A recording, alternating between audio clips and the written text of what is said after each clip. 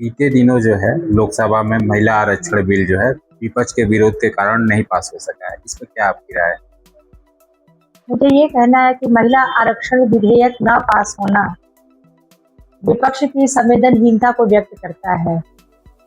सबसे बड़ी बात यह है कि हम महिलाएं इतने जागरूक हो चुके हैं और इतने इस नारी शक्ति बंधन अधिनियम के प्रति हम लोगों की इतनी निष्ठा रही है। हर जगह हम लोग का पार्टिसिपेशन है। प्रधानमंत्री मोदी जी हमेशा वीमेन लेड डेवलपमेंट की बात करते हैं, महिला नेतृत्व के विकास की बात करते हैं। इसी क्रम में ये विधेयक संसद में लाया गया था 3 संशोधनों के साथ। लेकिन दुख के साथ ये कहना पड़ रहा है कि जब जब कोई भी मुद्दा ऐसा आया है, चाहे ट्रिपल तलाक का आया हो, चाहे जम्मू कश्मीर का मामला हो, चाहे नागरिकता संशोधन विधेयक हो, चाहे जो भी इस तरह के मुद्दे आए हैं, उसमें हमेशा विपक्ष ने विरोध किया। लेकिन नारी विरोध की वस्तु नहीं है, नारी सम्मान की वस्तु है। यदि नारी का सम्मान रहेगा तो सबका सम्मान रहेगा। और हमारे देश की तो परंपरा भी रही है कि महिला हमेशा जो है लीडिंग पावर में रही है। चाहे वैदिक काल में देखिए, चाहे मध्यकाल में रजिया सुल्ताना एक शासिका हुआ करती थी, चाहे आधुनिक परिप्रेक्ष्य में देखिए, तो महिलाओं ने हमेशा नेतृत्व दिया है। और जब जब अवसर आया है वो उन्होंने अपने राष्ट्रीय स्वतंत्रता आंदोलन से लेकर के संविधान निर्माण में भी महिलाओं की भूमिका बहुत महत्वपूर्ण है। जब हम लोग संविधान की प्रस्तावना पढ़ते हैं, हम भारत के लोग, उस शब्द का यूज सबसे पहले पूर्णिमा बनर्जी नामक महिला ने किया था। तो ये बहुत दुखद स्थिति है। इससे हम लोग का हौसला टूट गया है और हम लोग कुछ भी कहने की स्थिति में नहीं है, क्योंकि सबके मन में ये था कि अगर हमको नेतृत्व मिलेगा तो हम बेहतर करेंगे। हम सबसे ज्यादा वोट देने वाले लोग हैं। क्या हम लोग सिर्फ इसीलिए बने हुए हैं कि हम लोग वोट ही देते रहेंगे, हमको नेतृत्व नहीं मिलेगा? इसलिए अभी आप अवलोकन देख करके देखिए तो असम और तमिलनाडु को उड़ीसा में चुनाव हुआ है और उस चुनाव में महिलाओं का जो वोट का प्रतिशत था वो 80% से भी ऊपर था। आज हमारा देश नेतृत्व के मामले में बहुत पीछे है। हम 14 से 15% ही हैं जो संसद में और विधानसभा में अपना नेतृत्व कर रहे हैं।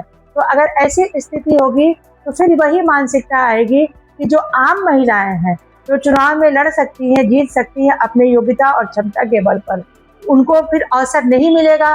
और जो अवसर प्राप्त करने वाली महिलाएं होंगी वो या तो किसी मंत्री की पत्नी होंगी, बहू होंगी, बहन होंगी, ऐसे ही लोगों को चुनाव का अवसर मिलेगा। इसलिए जो आम महिला है, जो सशक्त महिला है, जो अपने परिश्रम से कार्य कर रही हैं, उनको बहुत ही निराशा का सामना करना पड़ रहा है। और हम लोग टूट तो भले गए हैं, लेकिन हम लोग कोशिश यही करेंगे कि प्रधानमंत्री जी के नेतृत्व में यह बिल पुनः पास हो, क्योंकि अगर ये बिल अभी पास नहीं हो पाएगा तो 2029 में जब तक लागू नहीं होगा तो फिर हम लोगों को 2034 का इंतजार करना पड़ेगा।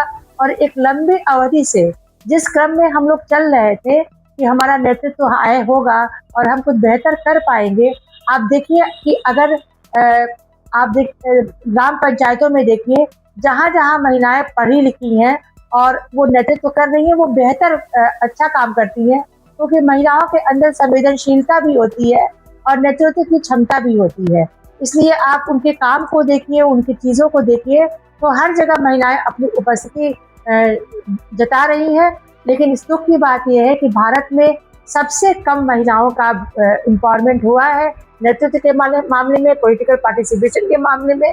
हमसे तो अच्छा बांग्लादेश है जो 21% नेतृत्व दे रहा है और वहाँ पर हमेशा महिलाओं का चयन किया जा रहा है। बड़े बड़े देशों में भी देखिए तो रवांडा वगैरह में 40% महिलाएं नेतृत्व कर रही हैं। कम से कम हम लोग 33% की मांग कर रहे थे और उसमें भी तमाम तरह की चीज़ें थी।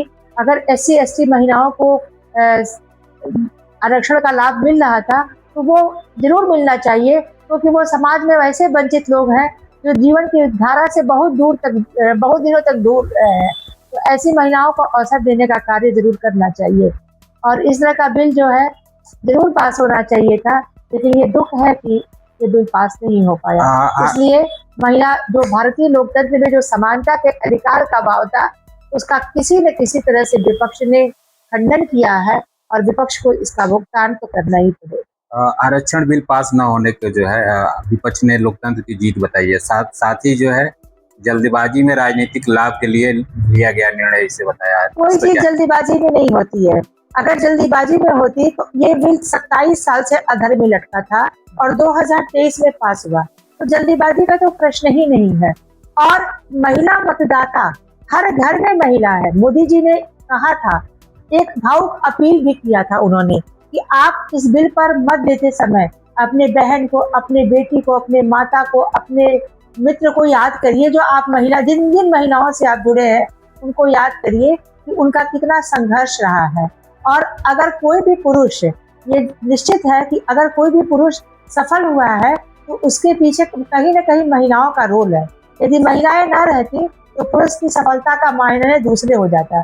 इसलिए अगर ये बिल पास नहीं हुआ है तो इसका ये मतलब नहीं है कि महिलाओं में कहीं इस तरह की कमी है या कुछ है।